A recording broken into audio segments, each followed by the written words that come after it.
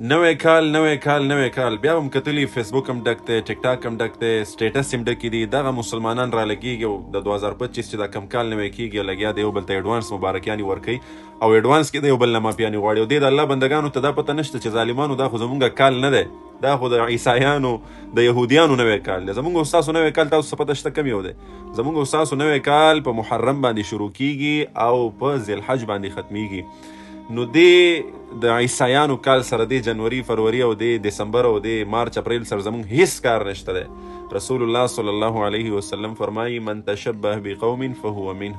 چا چې د کم قوم سره مشابهت وکړو د قیامت په ورځ به د دې حشر د هغې سره کېږي او د هغې سره به راپاسي. ګوره د کرسمس کې موږ مسلمانانو څومره غټې غلطیانې وکړې او دا کرسمس او دا د دې چې څومره تهوارونه دي د غیرو خلکو دا په دې کې موږ مسلمانان په ځان باندې نه پوهېږو، خو ډېر شی مسلمانان داسې دي چې هغې پکې د خپل ایمان نه هم لاس ووینځي. تا ته پته شته دا کله چې کرسمس کېږي نو ته چې بل عیسايي ته یا بل چا ته غیر مذهبه ته وایي چې میری کرسمس، نو ته په دې کې د دې سره په دې خبره باندې اګریمنټ کوي چې واقعي نعوذ بالله ثم نعوذ بالله عیسی علیه السلام یا د الله جل شانه اولاد شته دی.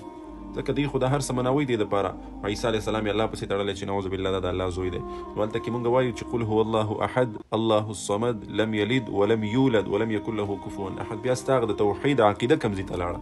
نو لږ په ځان باندې پوه شئ، دغه پوسټونه دغه شعرونه او دغه مافیانې او دغه مبارکیانې د ځان سره په جیب کې کېږدئ. کله چې افسوس زه دا کومه چې کله محرم را داخل شي او محرم اسلامي کال نوی کېږي، په دغه وخت کې مسلمانان ټول غافله پراته وي. ټیک ده، په اسلام کې دا نشته چې نوی کال دې مبارک شه، خو په هغه ټایم کې بیا تکړه شی پوسټ کوئ که نه چې دنیا ته پته ولګېږي چې د مسلمانانو نوی کال دی. نن سبا خو د یهودیانو د عیسایانو نه زیات مسلمانانو غوبل راغستی او هیپي نیو ایر او نوی کال چې دی هغه مناوي او پارټیانې کوي او چکرې او شي بل شي. الله دې موږ او تاسو ته پوهه رانصیب کړي. خو دا د جاهلانو کار دی، ښه دا چې دي هغه پړه لیکه جاهلان دي ټول. الله دې موږ پوه کړي او د دغې خلکو د مشابهت نه دې الله موږ او تاسو بچ وساتي.